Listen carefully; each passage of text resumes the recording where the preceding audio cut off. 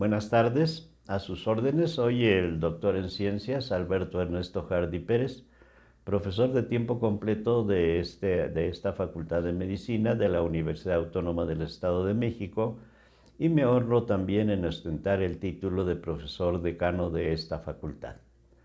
Vamos a tratar de platicar un poquito sobre el papel de la investigación en la medicina, pero para poderlo contrastar necesitamos primero dar una visitadita a cómo era la medicina de hace algunos años.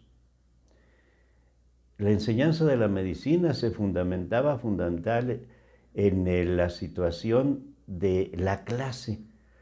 La clase era una situación de reunión de alumnos con profesor solemne. Tratábamos de no hacer ruido ni hasta cuando respirábamos. El profesor nos daba una introducción, nos decía qué libro íbamos a leer, y ahí empezaba el estudio. El estudio se hacía en libros de texto, grandes, grandes libros de texto, grandes por su contenido y grandes por su extensión. Y la tónica era que el profesor nos interrogaba sobre la clase. Y era toda una solemnidad porque el que sabía dar la clase, pues se lucía ante sus compañeros, pero también había la otra moneda. El que no sabía dar la clase, pues desgraciadamente quedaba en vergüenza frente de sus compañeros. Una de las situaciones básicas de estas clases era el contacto con el paciente muy al inicio de nuestra carrera. Desde el principio nuestros médicos nos llevaban, nuestros profesores nos llevaban a veces hasta su consultorio particular para que aprendiéramos cómo se hacía la medicina. Y el contacto con el paciente, la relación con el paciente era una situación sagrada. Había que respetarlo de todas. Y más que, pues, en el interrogatorio de una historia clínica nos dábamos cuenta de su vida, nos contaba su vida con pormenores, por supuesto su padecimiento. Y a la hora de la exploración teníamos contacto íntimo con él. Por eso el respeto debía ser absoluto y la historia clínica era la base del diagnóstico. ¿Por qué? Porque en aquella época lo único que se podía analizar era lo que se tenía a la mano de líquidos que se podían tomar de nuestro cuerpo. Uno de ellos fundamental fue el esputo, la expectoración. De ahí se hacía el diagnóstico de la tuberculosis y de algunas enfermedades respiratorias. Otro líquido era la sangre. Lo único que se podía hacer era tomar sangre de una vena y analizarle cuánto tienes de azúcar y cuánto tienes de esto. Eran 4 elementos los que se analizaban, 5 cuando mucho. Y otro líquido a la mano era la orina, las heces fecales. Entonces, con eso necesitábamos hacer diagnóstico. Por eso la historia clínica era fundamental. Pero la situación así transcurría durante toda nuestra carrera, y una vez que terminábamos la carrera, nos enfrentábamos al problema de hacer una tesis. Y pues era la primera vez que oíamos ese nombre. No sabíamos de qué se trataba hacer una tesis. ¿Por qué? Porque en los programas de aquella época de las facultades de medicina no existía la cátedra de hacer una tesis, de hacer un trabajo de investigación. Además, pues de donde podíamos tomar, como nos indicaban nuestros profesores, pues habla de lo que se ha hecho sobre eso. Pues íbamos a los grandes textos que teníamos y nos dábamos cuenta que la bibliografía era de 5, 6, 7, 8, 10 años antes. Le comentábamos al profesor, bueno, pues busca revistas, Me acuerdo que en nuestra facultad en aquella época llegaban 5 revistas y era una cosa, pero del otro mundo. Ya teníamos revista de pediatría, teníamos revista de medicina interna, pero esos eran los elementos con los que podíamos hacer una tesis. Salíamos, llegábamos a los hospitales y nos enfrentábamos al paciente, pero toda esa práctica que habíamos tenido con nuestros profesores nos servía de mucho. Seguíamos siendo, pues, el modelo médico del respeto al paciente, de no hacerle daño al paciente, de comprender su dolor del paciente, de sufrir junto con él, de no hacerle daño, de sufrir con él su padecimiento, de estar con él, de apoyar a sus familiares en qué le debían hacer. Pero a veces nuestro conocimiento no alcanzaba. Y no alcanzaba porque nuestro conocimiento estaba en la cabeza o estaba en los libros y no podíamos tener el cargamento de libros en el consultorio ni en el hospital. ¿Qué hacíamos en esos casos? Pues íbamos con nuestros compañeros médicos y hacíamos un pequeño grupo ahí en donde le consultábamos a nuestros compañeros: oye, tengo este paciente, ¿qué le hago? ¿Cómo le hago? Está mal. Y ya hacíamos una discusión ahí de lo que se le podía hacer a ese paciente en pequeños grupos y decidíamos entre todos qué le íbamos a hacer a ese paciente. Podríamos decir que eran comités de consulta para casos difíciles. Posteriormente, esto dio origen a que en los hospitales se empezaron a hacer sesiones clínicas, en donde íbamos todo el personal del hospital, enfermería, trabajo social, los jefes, los directivos, y se aprovechaban esas reuniones para la presentación de casos que estaban en solución o de casos que ya se habían solucionado. Y entonces pues aprendíamos lo que nos decían los maestros, los grandes médicos de aquella época, que les decíamos los magister dixi. Ya dijo el maestro, eso es lo que debemos hacer con nuestro paciente. De esa forma, entonces también había otra fuente de conocimientos que eran los congresos. No, asistir a un congreso era una situación, me voy a un congreso, era todo un orgullo ir a un congreso como asistente, pero más orgullo era si uno iba a presentar un trabajo.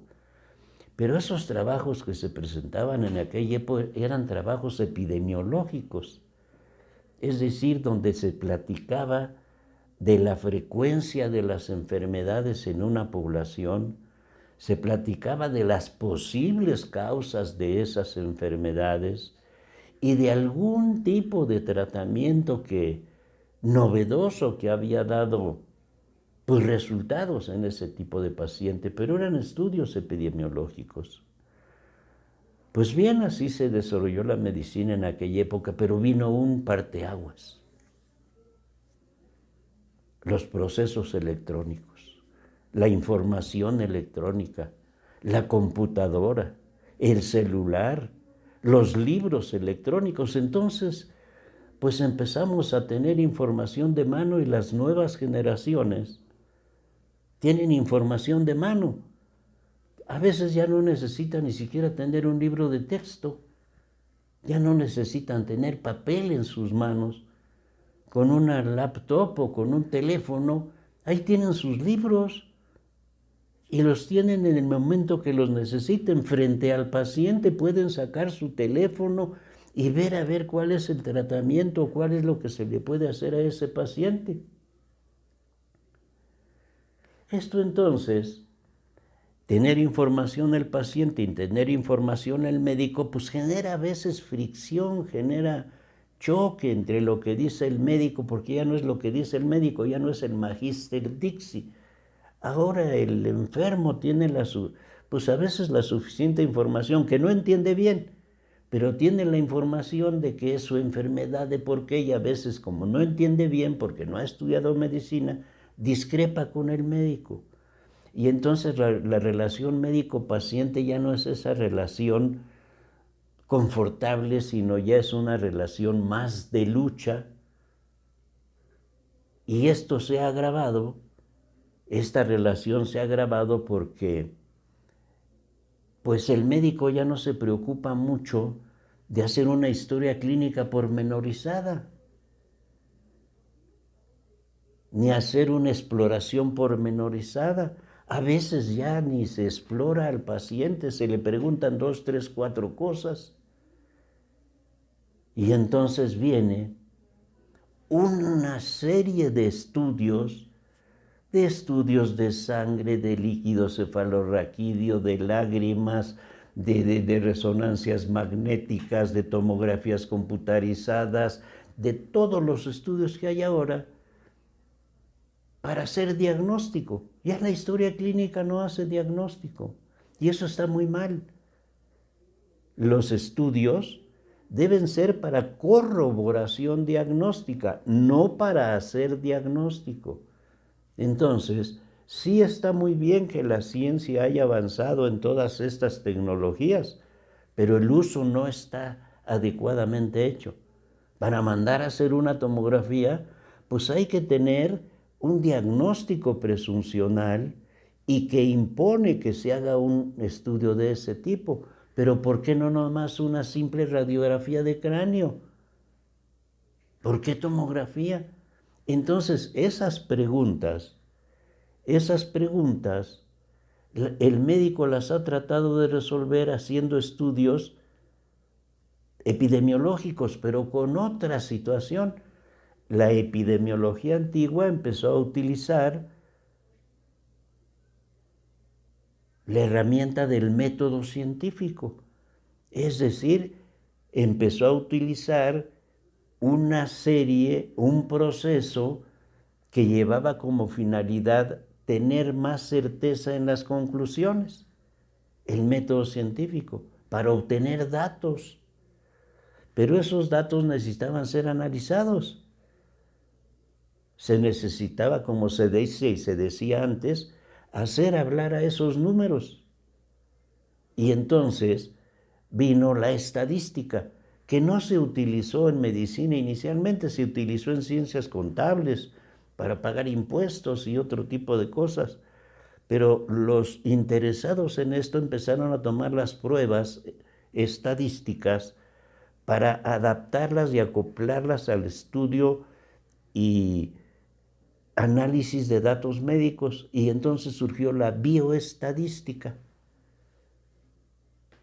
Y finalmente estas dos situaciones, la epidemiología, es decir, la epidemiología utilizando el método científico y la bioestadística, pero en pequeños grupos, en los pequeños grupos de la clínica de los hospitales, dieron lugar a la epidemiología clínica. Y la epidemiología clínica es el estudio de pequeños grupos de pacientes desde el punto de vista de cómo se hace diagnóstico, cuáles son las mejores formas de hacer diagnóstico, cuáles son los datos importantes en un diagnóstico, cuál es el pronóstico, cómo le va a ir a un paciente de estos, cuáles son los mejores tratamientos y mejores estudios que se le pueden hacer para llevarlo al bien. Y entonces esto es lo que se publica actualmente. Se publica actualmente la solución a problemas médicos estudiados en pequeños grupos y haciendo comparación entre un grupo y otro grupo que lleva determinada diferencia, y esa diferencia es lo que hace que avance la ciencia. Todas estas conclusiones de la epidemiología clínica pues se plasman en lo que un médico debe hacer ante un caso o unos casos similares. Y entonces surgieron las guías clínicas, que son muy buenas, como los estudios, pero no se utilizan bien. ¿Por qué? Porque las guías clínicas no es la Biblia, No forzosamente hay que hacer lo que dice de la guía clínica. Por eso se llama guía. Nos guía. Pero ¿cuál es la toma de decisión que hago frente a un paciente? Pues utilizo lo que me dice la guía clínica, pero también utilizo mi juicio clínico, también utilizo mi experiencia, y mi experiencia, mi juicio clínico, más la guía clínica, entonces me hacen tener un acercamiento mayor a cuál es el diagnóstico de ese paciente, cómo se puede hacer un mejor diagnóstico, qué estudios, qué pronóstico y qué tratamiento se le puede dar a ese paciente.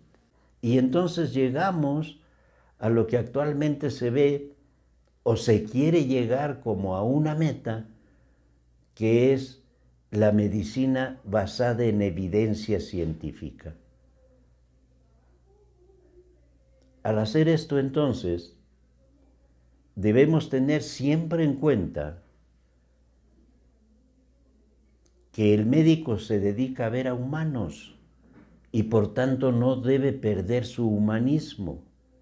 El paciente no es un objeto, el paciente no es una cosa que metemos a un aparato para verle las entrañas. No, no es un objeto. Y eso lo debemos tener muy en cuenta. El médico no debe perder su humanismo. El médico debe ser científico, pero el médico debe ser siempre más humano con los humanos. Muchas gracias.